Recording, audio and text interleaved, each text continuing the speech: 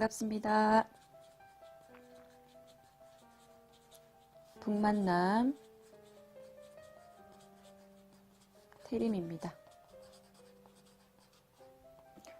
오랜만에 북만남 채널을 찍는데요. 오래 기다리셨죠? 네, 제가 너무 어려운 책을 선정하고 읽었어요. 호모데우스 유발 하라리의 책이었고요. 호모데우스 많이 유명하죠. 유발 하라리 이 저자가 굉장히 유명하고 지금 벌써 이 책이 44쇄 발행이더라고요. 44쇄. 엄청나죠. 저도 이 책을 읽게 된 계기는 토론을 했었어요. 이 책을 읽고 어떤 프로그램에 참여하게 되어서 제가 토론을 진행하는 것이었었는데, 그때 한번 선정된 책이 호모데우스여서 이 책을 받고 읽었는데 정말 재밌더라고요. 호모데우스를 지은 유발 하라리는 이스라엘 사람이고요. 영국 옥스퍼드 대학교에서 중세 정쟁사로 박사학위를 받았고, 지금 예루살렘 히브리 대학교의 역사학과 교수로 재직 중입니다. 역사학자의 시각으로 미래 세대, 미래 시대를 예측하는, 이미 이 역사라는 것이 과거를 전제로 미래를 내다볼 수 있는 그런 학문이잖아요. 역사학자가 쓴 책이고 너무 재밌게 썼어요. 비유 하나하나들이 정말 웃으면서 읽혀지는 내용들이 많았거든요. 제가 조금 이따가 한 개씩 집어서 말씀을 드리면, 이제 행복한 부부 생활을 하기 위해서는 식기세척기를 사라. 그래야지 네가 설거지하고 내가 설거지하고 이런 걸 안 한다. 이런 식으로 식기세척기를 사라. 그다음에 거액을 들여서 심리 상담을 받아라. 이런 이야기를 하는데, 정말 그걸 보고 저는 빵 터지고 웃었었거든요. 그리고 뒤에 너무 재미있게 이 책이 쓰여 있어서 처음에는 정말 순식간에 휙 읽어버렸어요. 휙 읽고, 그 다음에 토론에 참여해서 토론을 하고, 근데 읽어냈던 것들이 토론을 하다 보면 여러 사람들이 같은 책을 읽어도 정말 다양한 생각들을 한다라는 생각이 들거든요. 그렇게 해서 토론을 마치고 또 한 번 더 꼼꼼하게 읽고, 그리고 이제 북만남을 찍어야 되겠다는 생각으로 또 한 번 더 읽고, 3번 읽게 되었어요. 3번 읽다 보니까 이 책의 두께가 굉장하거든요. 보통 얇은 책 한 2권? 보통 얇은 책 한 2권 정도 되는 두께거든요. 근데 그거를 제가 한 3번 읽어내니 시간이 좀 오래 걸렸어요. 네. 오래 기다리신다고 기다려주셔서 감사합니다. 구독자님 중에 어떤 분은 왜 안 찍으세요? 이렇게 물으시기도 하는데, 좋은 책을 가지고 오려고 제가 시간이 좀 걸렸어요. 유발 하라리는 이제 우리나라 독자들을 위해서 이렇게 서문을 썼었고, 중간중간에 보면 우리나라, 한국에 대한 예시도 좀 들고 있거든요. 북한과 남한에 대해서 구체적으로 정확히 알고 있더라고요. 호모데우스는 맨 처음에 인류의 새로운 의제, 그다음에 1부 호모사피엔스 세계를 정복하다, 제2부 호모사피엔스 세계의 의미를 부여하다, 제3부 호모사피엔스 지배력을 잃다 라고 하는 이런 순서로 시작되었고, 인간이 이제 신을 믿었던 그런 과거에서 점점 인본주의라는 종교를 믿고 살다가 지금 데이터교, 너무 웃기죠, 그죠? 데이터교라는 미래 종교에 우리가 지배를 받을 것이다.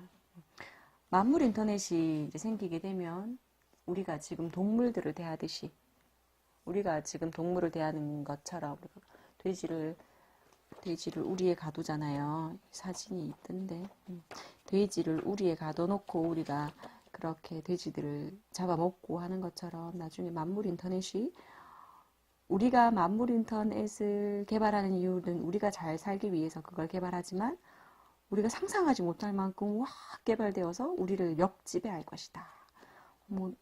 이런 이야기들을 하는데, 그냥 이 사람의 주장이에요. 재미있게 읽고, 이렇게 생각할 수도 있구나 라는 그런 생각을 을 하고 저는 두 번째, 세 번째 읽을 때는 비판하면서 읽었어요. 이건 너무 억측이야. 너무 논리적인 문제가 있어. 이런 식으로 읽게 되었는데, 제가 또 사진을 찾으려니 또 안 보이네요. 돼지 우리에 갇혀있는 그런 불쌍한 돼지 사진이 있었는데, 읽다 보면 나오겠죠. 네. 그래서 데이터 교우라고 얘기하는데, 우리가 인본주의를 이제 종교를 믿진 않잖아요. 그러니까 하라리가 종교라는 의미를 이제 그런 의미로 썼던 것 같더라고요. 종교, 우리가 인본주의를 종교라고 믿진 않지만 현대 사회에서 아주 뿌리 깊숙이 들어가 있는 것처럼 요즘에도 빅데이터를 가지고 많이 분석도 하고 막 그러잖아요, 그죠? 그럼 한번 보도록 하겠습니다. 인류의 새로운 의제. 유발 하리라는 제가 자꾸 하라리를 하리라라 그래요. 유발 하라리는 이때까지 인간들은 기아, 역병, 전쟁을 우리가 이제 성공했다. 기아를 없애는데, 질병을 없애는데, 지금 전쟁은 정말 일부 지역에서만 이루어지고 있으니까요. 그죠? 기아, 역병, 전쟁이 없어졌고, 이런 것들을 없애는데 어느 정도 성공을 했다라고 시작을 하거든요. 그래서 이제 그 다음에 그럼 우리는 무엇을 생각할 것이냐, 뭐 이런 이야기를 하는데, 여기서 보면, 오늘날 대부분의 나라에선 기아보다 훨씬 심각한 문제는 과식이다. 맞죠? 다들 뭐 올해의 목표, 그럼 다이어트를 빼놓지 않고 이야기하듯이, 그죠? 그러니까 이제는 굶어 죽는 사람보다 살이 많이 쪄서 과체중으로 질병에 걸려 죽는 사람들이 더 많다는 거죠. 그래서 영양실조를 겪는 사람이 8억 5천 명이었다면 이제 2014년된 21억 명 이상이 과체중 때문에 빈곤, 기아와 이제 과체중을 이야기하면서 충분히 해결할 수 있다 이런 이야기를 하고요. 아주 옛날에 패스트를 가지고 이야기하면서 옛날에는 이제 발달하기 전에 패스트를 여기 그림이 보이세요? 이게 지금 사탄이 악마라는 것으로 그려져서 패스트가 이제 그런 악마 때문에 퍼졌다라고 생각했었던 그 중세 흑사병 이야기를 하면서 근데 사실 악마 때문이나 사탄 때문이 아니라 세균 때문이잖아요. 전염병이 도는 이것도 이제는 어느 정도 우리가 전염병, 뭐 예방주사나 백신 이런 것들을 가지고 치료할 수 있죠. 그렇게 얘기를 하고 전쟁 역시 어느 정도 일부 지역 말고는 전쟁이 잘 일어나지 않으니까요. 그래서 이렇게 말합니다. 저자는 기아, 역병, 전쟁이 이제는 다 어느 정도 우리가 해결됐다. 이것을 성공을 이끌었다. 그럼 다음에는 무엇이냐라고 얘기하니 저자는 그러면 우리 인간은 불멸과 행복과 인간이 신이 되고자 하는 신성을 추구할 것이다. 이렇게 얘기를 해요. 저는 여기서도 약간 억측이 있는 것 같아요. 우리가 인간이 행복을 추구하는 건 맞는 것 같아요. 그죠? 행복을 추구는 하는데 이제 과학이 발달하다 보니까 의학이 발달하다 보니까 이제 인공 췌장, 뭐 인공 심장, 그다음에 뭐 이제 새로운 기계, 웨어러블 기기 같은 것들을 우리 몸에 부착하면서 나의 혈당들을 체크할 수 있고 이런 식으로 건강을 많이 옛날에 비해서는 많이 이제 수명이 길어졌잖아요. 하지만 그렇다고 불멸을 추구할까요? 근데 저자는 기아, 역병, 전쟁이라는 이것을 해결했으니 이제 인간은 불멸, 행복, 신성을 추구할 것이다. 그렇게 말하면서 이제 호모 데우스, 호모 사피엔스, 호모 더하기 신, 데우스, 호모 데우스, 신성을 추구할 것이다. 라고 주장을 하면서 글을 시작합니다. 여기 보면 제가 한번 읽어볼게요. 성공은 야망을 낳는다. 인류는 지금까지 이룩한 성취를 딛고 더 과감한 목표를 향해 나아갈 것이다. 전례 없는 수준의 번영, 건강, 평화를 얻은 인류의 다음 목표는 과거의 기록과 현재의 가치들을 고려할 때 불멸, 행복, 신성이 될 것이다. 굶주림, 질병, 폭력으로 인한 사망률을 줄인 다음 할 일은 노화와 죽음 그 자체를 극복하는 것이다. 사람들을 극도의 비참함에서 구한 다음 할 일은 사람들을 더 행복하게 만드는 것이다. 짐승 수준의 생존 투쟁에서 인류를 건져 올린 다음에 할 일은 인류를 신으로 업그레이드하고 호모 사피엔스를 호모 데우스로 바꾸는 것이다. 논리적으로 모순이 많죠. 논리적으로 모순이 많지만 저자는 이렇게 전제를 깔고 이야기를 시작합니다. 이렇게 전제를 깔고 쥐라라 이만큼의 이야기들을 해요. 정말 재밌어요. 정말 재밌고 사례를 하나하나 들어가면서 자기의 주장을 펼치거든요.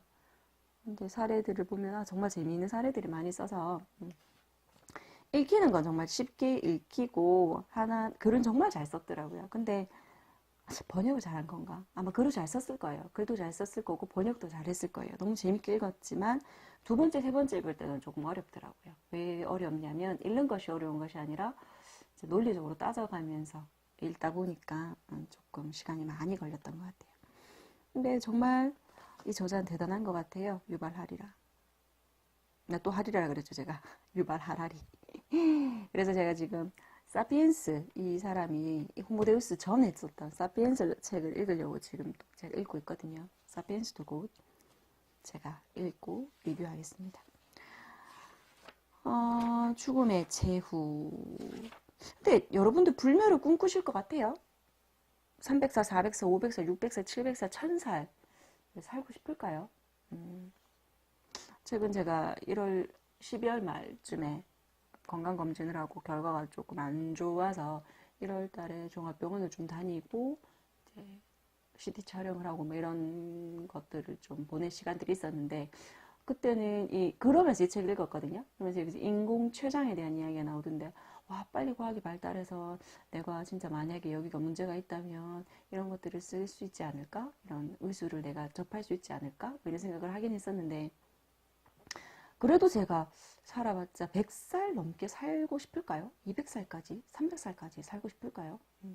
제가 저희 딸과 아들이 결혼하고 저희 딸과 아들이 자식을 놓고 그렇게 살아가는 모습을 바라보고 싶긴 하지만 200살, 300살, 400살, 500살까지 살고 싶을까요? 전 그것에 대해서는 조금 의문을 던져보고요. 이렇게 말합니다. 지금 하라리는 실리콘밸리의 유명 인사들이 이제 이런 꿈을 공유한다.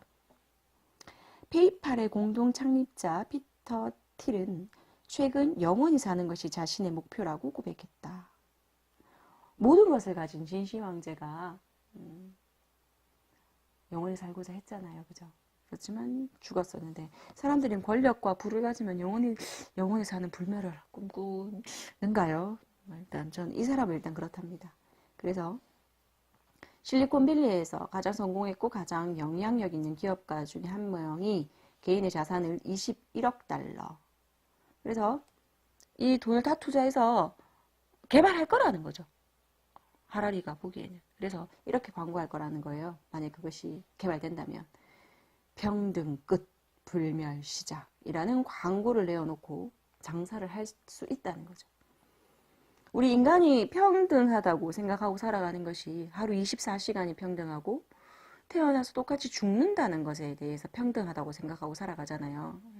아무리 부자라도 자신의 재산을 다 싸들고 천국으로 갈 수는 없고 언젠간 죽는다라는 것을 평등의 생각으로 살아갔었는데 이제 그런 평등이 없어질 거라고 지금 여기서 이렇게 얘기하고 있어요. 평등 끝, 불멸 시작. 불멸 시작이라는 광고를 내걸 것이다 라고 이야기합니다. 진짜 그럴까요? 그래서 2050년에는 몸이 건강하고 은행의 잔고가 충만한 모든 사람들은 불멸을 시도할 것이라고 주장한다. 한 번에 10년씩 죽음을 따돌리는 것이다. 이런 식으로 얘기를 하거든요. 노화하는 조직을 재생하고 손, 눈, 뇌의 성능을 높일 것이다. 이게 논리적으로 왜 모순이냐면 불가능하진 않거든요. 지금 또 알츠하이머 같은 치매를 막지는 못해도 미루는 약들은 있잖아요. 그죠? 그래서 그리고 의술이 돈이 있는 사람들이 좋은 의술을 사용하고는 있잖아요. 그러한 것을 시작으로 이렇게 논리로 펼치다 보니까 정말 그럴까라고 생각해버리면 정말 그렇게 들리고요. 논리적인 모순은 사실 좀 있습니다만 그냥 재미있게 읽어가시면 돼요. 아 이렇게 생각하는 사람도 있구나 라고 생각하시고 한번 읽어가시면 참 재밌어요. 여기서 구체적으로 얘기하고 있어요. 구글의 칼리코라는 회사가 있는데, 구글이 칼리코라는 자회사를 만들어요. 바이오 연구회사. 구글이 설립했어요. 구글이 설립한 바이오. 이 회사의 목적이 뭐냐면, 인간의 수명을 획기적으로 연장. 그냥 연장이 아니고요. 불가리스도, 유산균, 음료도 생명 연장을 이야기하잖아요. 근데 여기서는 획기적으로라는 말이 붙어요. 획기적으로 연장시키자. 근데 칼리코라는 회사를 만들고 있다라는 거죠.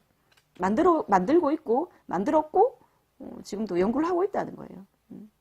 그래서 가까운 시일 내에 죽음을 해결하는 구글의 공동 창립자 세르게이 브린과 레이 페이지는 영원히 살지 못할 테지만 그것을 과정으로 그들은 못할지 몰라도 이 연구회사가 계속 하다 보면 여기서 이렇게 표현하고 있어요.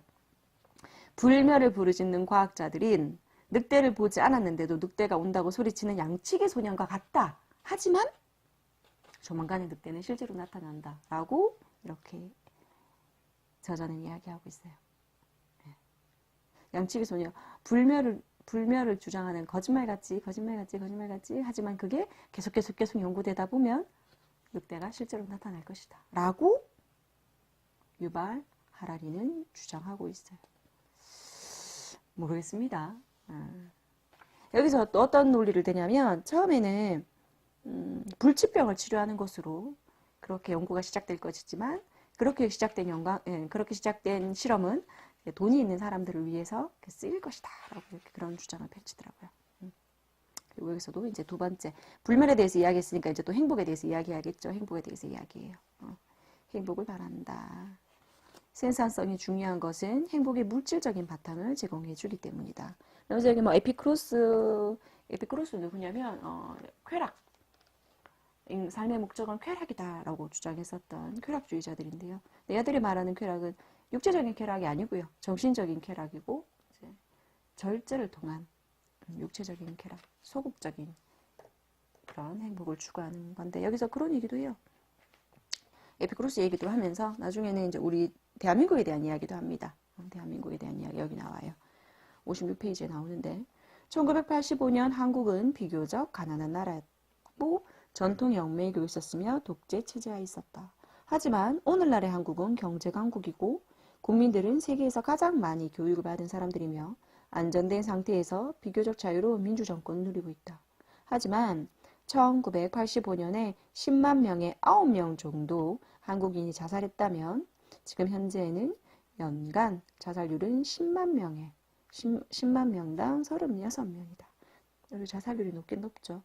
근데 행복하지 못해서 자살을 한다라기보다는 대한민국의 자살이 높은 것은 상대적인 박탈과 그다음에 경쟁체제 속에 살아가고 있는 자신이 경제체제 속에서 살아가고 있지만 그것도 그런지 모르는 그런 사회 구조가 더 문제 있는 것 같은데 저자는 이제 행복을 이야기하면서 물질적인 행복이 다가 아니라고 이야기를 하면서 한국은 1985년에는 되게 가난했지만 이때는 상대적인 빈곤은 없었잖아요. 그죠? 다 가난했었던 시대였으니까.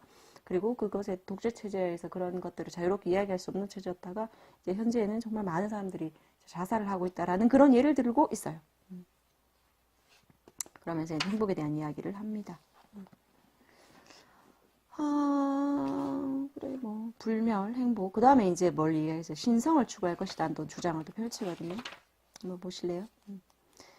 신성에 대해 얘기해요. 지구라는 행성의 신들.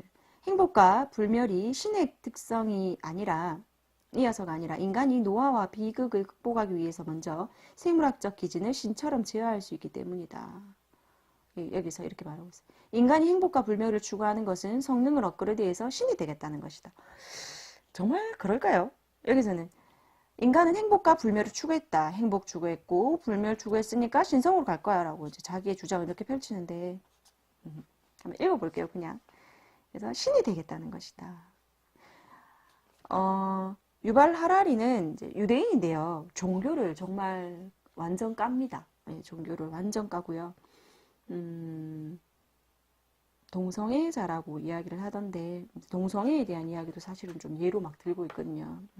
옛날에 막 동성애가 법적으로 지금 우리나라에서도 법적으로는 금지이긴 하지만 이제 다른 나라에서 막 법적으로 금지였다가 풀렸던 나라들이 몇 군데 있잖아요. 그죠? 그런 예를 들면서도 막 얘기하는데 종교의 이야기를 하면서 종교를 완전 까더라고요. 그러면서 또 유대인이 이렇게 유대인은 정말 우리 대한민국이 유교를 얘기하지 않고 살 수 없듯이 유대인들이 유대교를 빼놓고 이야기할 수 없다라고 저는 생각하는데 이 사람은 정말 그 종교를 완전 까요.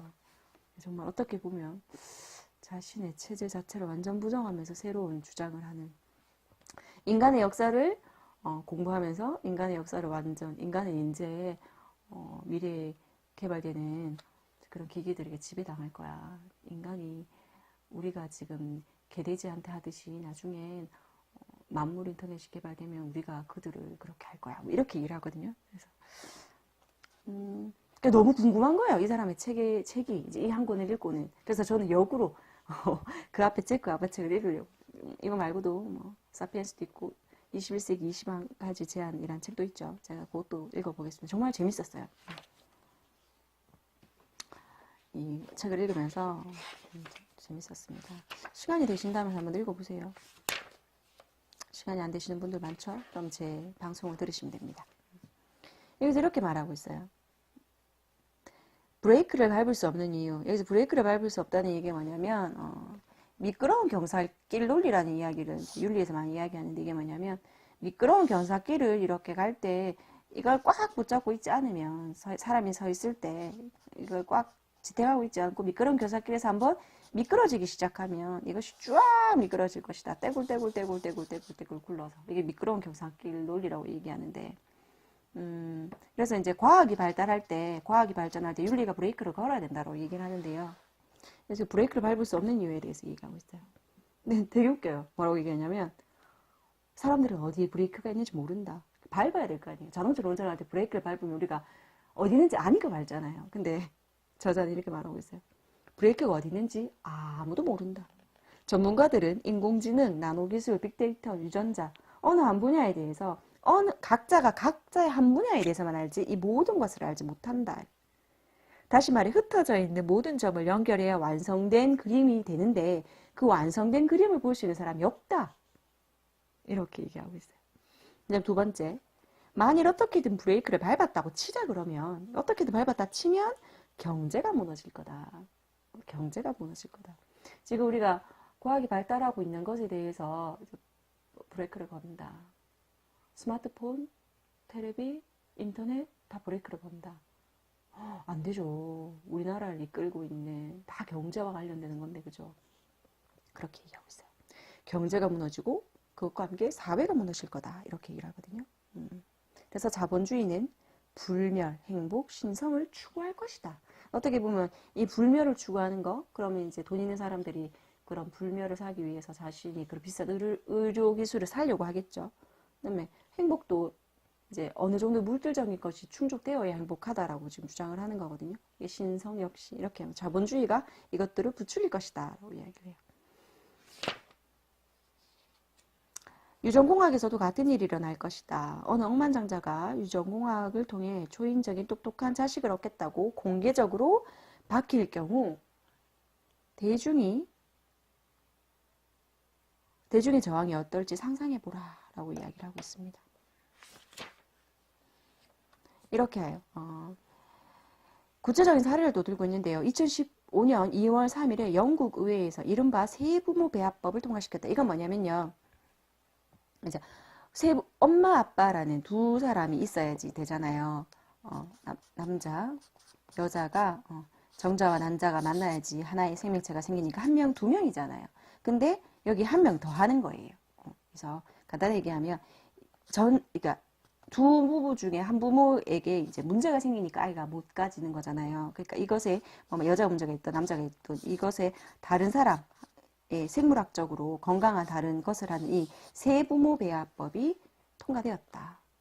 아주 간단하게 말하면 이게 이 두 사람이 자신의 자식을 놓고 싶은데 이제 생물학적으로 문제가 있으니까 다른 사람의 뭐 난자나 정자를 사서 뭐 아니면 구해서 기증을 받아서 아니면 이렇게 한 명의 이런 생명체를 탄생할 수 있는 걸 법으로 통과시켰다는 거예요. 이렇게 시작하고 있어요. 맨 처음에는 치료를 이유로 정당화한다. 치료를 이유로. 지금 유전자 가위 같은 경우에도 진짜 유전병이 걸릴 것을 아는 그런 아이가 태어나는 것보다는 건강한 아이로 태어나는 것이 좋지 않을까? 이런 식으로 치료를 시작하지만 미끄러운 경사길 논리를 이야기하죠. 그죠? 그렇게 시작하지만 떼굴떼굴 굴러서 이제 불멸이 될 거야. 이렇게 주장을 해요. 지식의 역설이라고 하면서 21세기 인류가 불멸, 행복, 신성을 추구할 거라 예측하는 사람들은 분노, 소외감, 두려움을 느낄 것이다. 자, 이 책을 이렇게 주장하면 이걸 논리적인 판단 없이 그냥 비판 없이 그냥 읽어버리면 정말 이렇게 돼? 와, 우리가 이렇게 해서 살아간단 말이야? 분노, 소외감, 두려움 재밌습니다, 정말.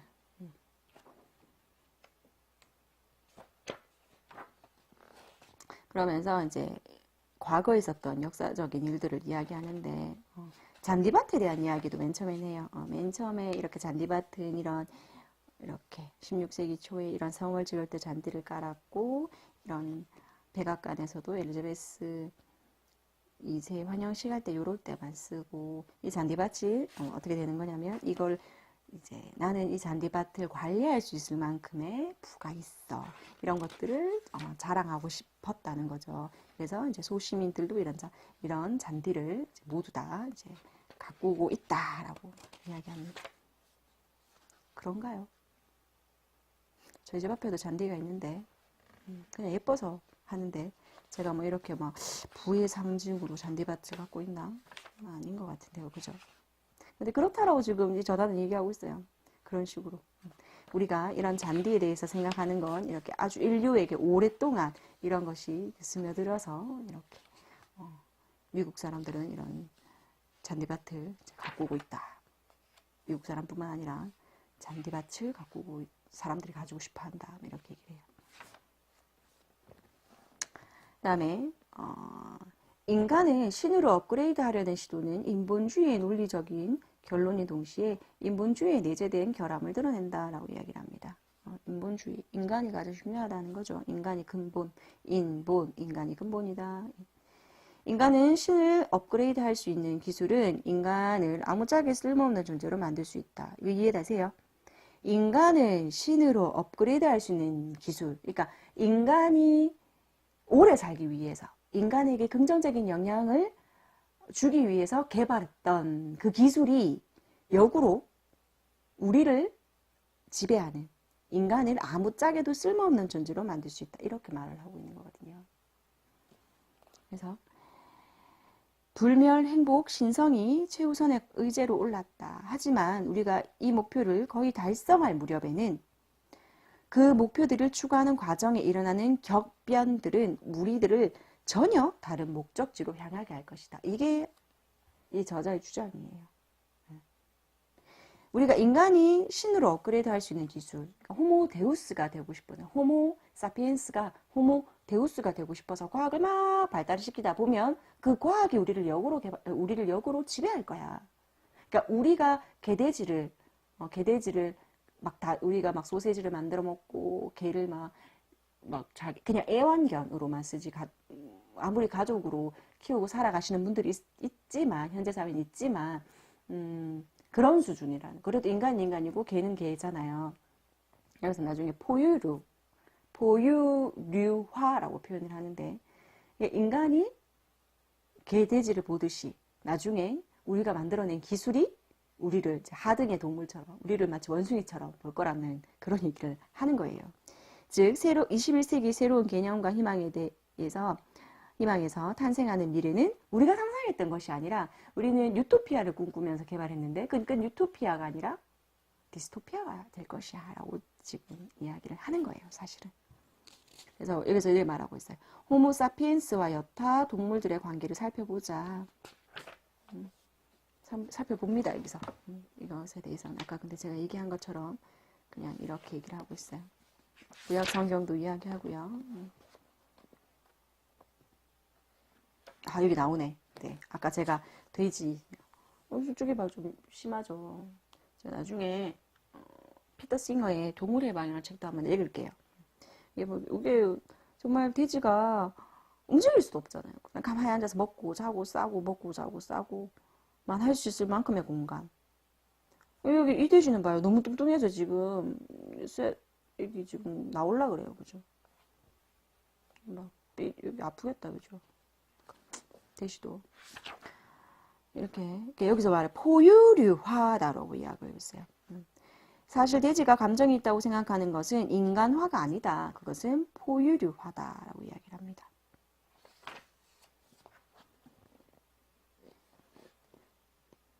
그래서 동물하고 인간하고 동물을 막 비교해 놓는 그런 것들을 얘기해요.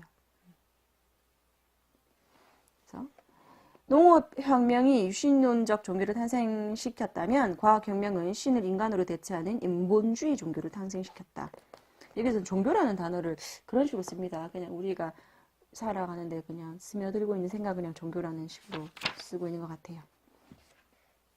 그래서 여기서 개인주의를 이야기하고 있는데 개인은 영어로 나누어질 수 없는 것이다. 완전체라는 뜻으로 우리가 사용하고 있거든요. 사실 개인주의 할 때 개인은 완전한 나눌 수 없는 그 자체로 완전한. 근데 저자는 이거를 깨요. 나눌 수 있다라고 설명을 하거든요. 그냥 그 기존의 전제들을 그냥 깨면서 자신의 주장들을 펼칩니다.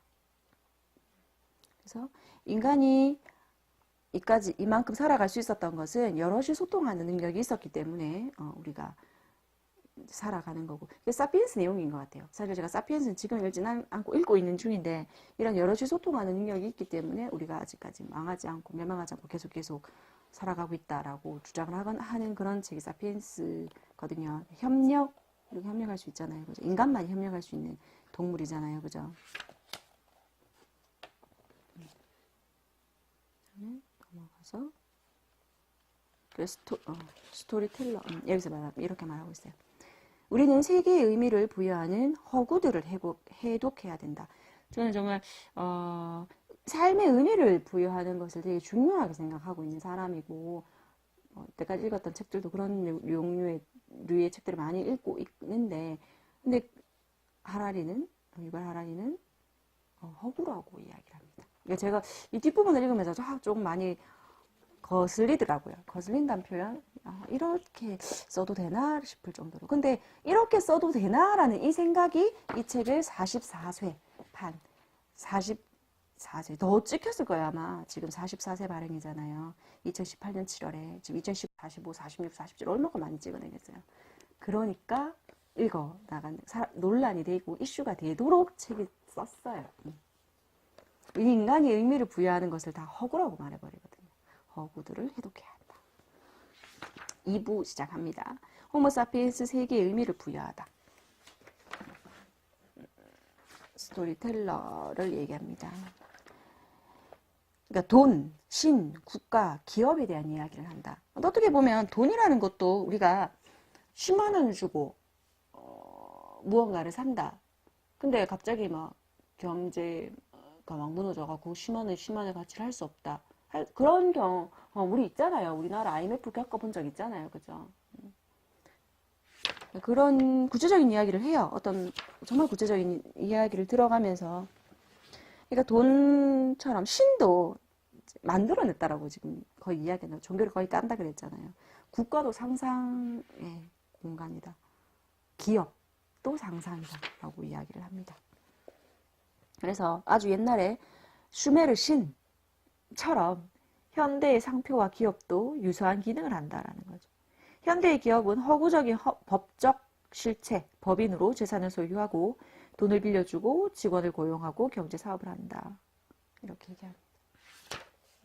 비교하죠. 이렇게 파라오가 한 명의 인간이었지만 파라오를 이제 막 거의 신성시했던 것처럼 엘비스 프레슬리도 한 명의 사람이었지만 이 사람을 이렇게 신성시하면서 아주 많은 사람들이 먹고 살고 있죠. 그죠? 엘비스가 살았던 동안 음반, 티켓, 포스터 이런 것들을 팔아서 수백만 달러를 벌었다. 이렇게 얘기를 하면서 주장합니다. 허구다. 그리고 뭐 또 여기서 또 좀 제가 재밌었던 것은 나치가 프랑스를 장악하려고 할 때 유대인 집단 대부분이 프랑스를 떠나서 도망쳤다. 근데 스페인이나 포르투갈에 비자가 필요했는데 이 비자가 없으면 못 넘어가죠, 그죠? 근데 이 사람이 아리스테스 데 소사 멘데스라는 사람이 밤을 새가면서 도장을 찍었대요. 꽝꽝꽝꽝. 그래서 이 비자를 들고 건너간 사람은 죽지 않았던 거죠. 근데 이 사람을 이렇게 긍정적인 문서가 하루 24시간 열흘 밤낮을 일해서 수천 장의 비자를 발급한 뒤 소사 멘데스는 탈진에 쓰러졌다. 그래도 정말 그 수천 장의 비자가 있었기 때문에 수천 명의 유태인들이 죽지 않고 넘어갔겠죠, 그죠? 근데 이 문서에 대해 긍정적인 것은 이 사람뿐이다라고 딱 하나 이것뿐이고 아주 드물다라고 얘기하면서 이제 뭐 공산주의, 중국 공산주의 막 그런 비판들을 있었던 사례들을 막 비판하면서 막 까거든요. 여기서 이제 성경도 까기 시작합니다. 233페이지부터. 유대인인데 성경을 까요. 그러니까요. 이런 이야기를 합니다. 그래도 잘 돌아간다. 우리는 협력한다. 허구라는 것을 믿고 우리는 협력한다. 허구가 협력의 목표도 결정한다는 사실이다. 그래서 우리는 아주 뭐 이렇게 아주 정교한 협력 시스템을 가지고 있다라고 이야기합니다. 석기시대 패키지, 현대 프로레타리아 패키지, 너무 재밌죠. 이런 용어들 정말 재밌는 예들로 막 이루어져 있기 때문에 만일 세균과 악마 이런 챕터도 있고요. 신을 위조하다. 뭐 종교개혁 뭐 이런 것들을 비판하는 거죠. 위조했다. 마녀사다. 근대의 계약에 대해서.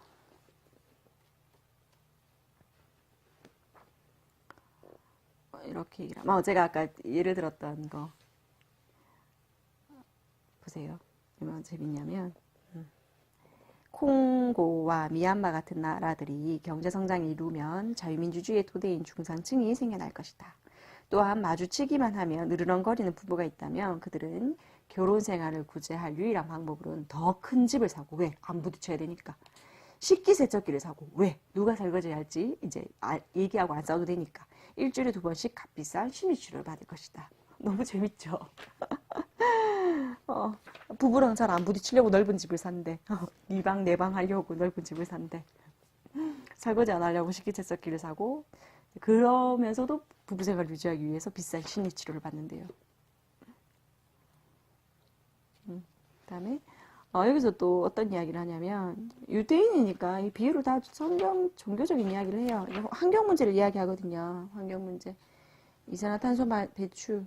근데 사실 환경 문제는 경제랑 완전 밀접해 있기 때문에 사실은 정말 힘듭니다. 사실은 경제와 아주 밀접한 연결이 되어 있기 때문에 우리나라 지금 뭐 미세먼지 때문에 마스크 끼고 공기청정기 막 돌리고 막 그렇게 살잖아요, 그죠?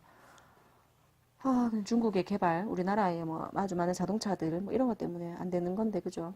근데 여기서 뭐라고 얘기하냐면 미래의 과학자들이 지구를 구원하는 발견을 할 거란 가정 아래 인류의 미래를 거는 건 과연 합리적인 판단일까? 아니라는 거죠.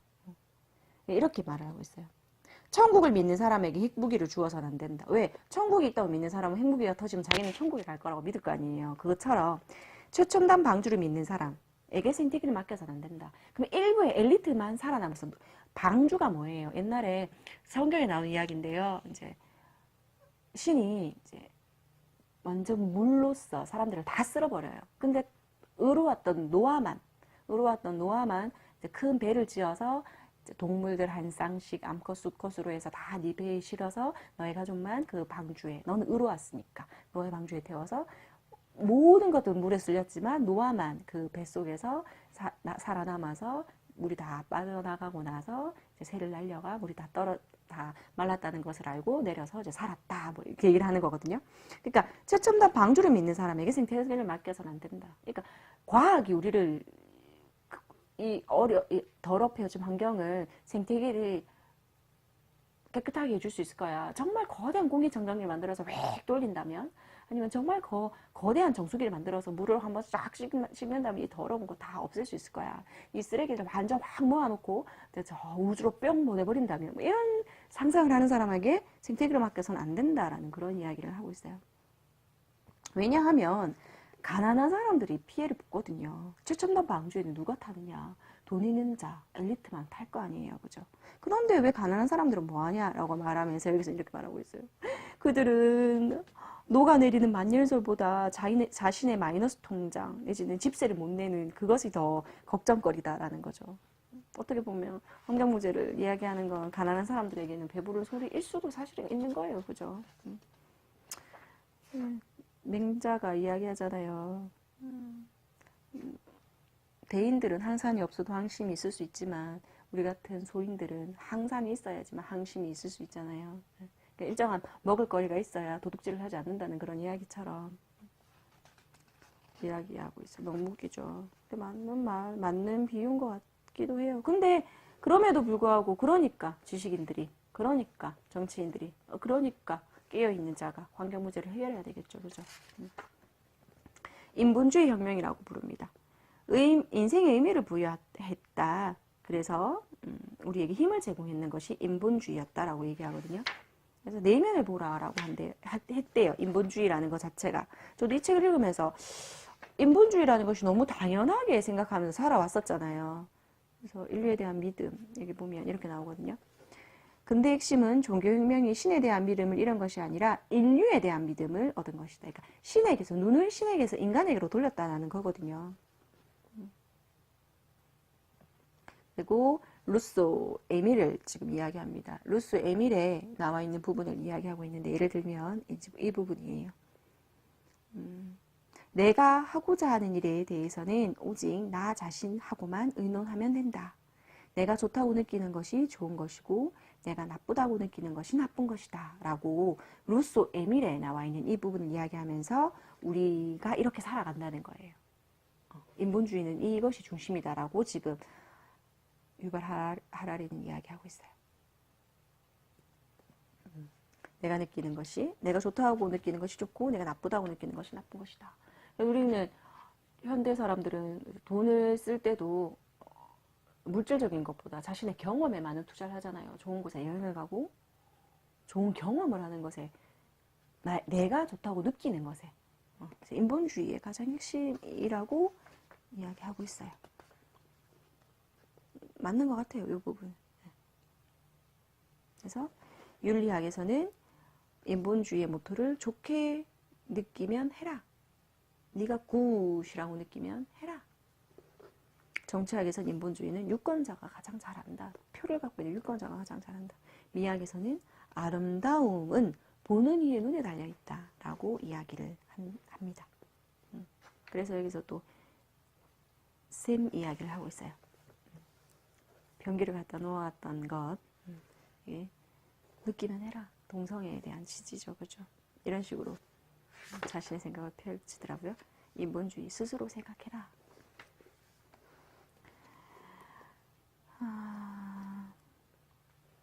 전쟁에 대한 진실, 전쟁에 대한 이야기도 여기서 막 하고 있습니다. 근데 인본주의가 분열되고 있다 이런 이야기도 했고요.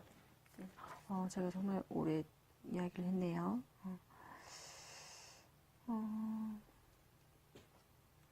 그래서 이 책은 21세기 인간이 불멸, 행복, 신성을 추구할 것이란 예측에서 시작했다라고 하면서 이제 3부 이야기를 합니다.